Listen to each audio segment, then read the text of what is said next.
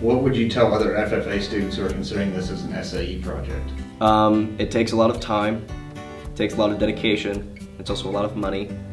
So if you really want to do it, just make sure you want to put your heart into it instead of just doing it halfway.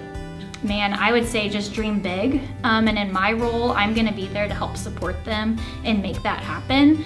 I'm more on the side of teaching them how to keep records and some of the opportunities that are out there. And in my position, I'm really, I strive to place students with individuals in our community who are in the industry. And so it's cool to me that we now have a student who's doing this who might one day be able to fill a role for Logan. So I think it'd be really cool as we look at growth for Logan's SAE to think about him employing some of our students and starting their SAE in that way. If your child's interested in it, make sure that you support them.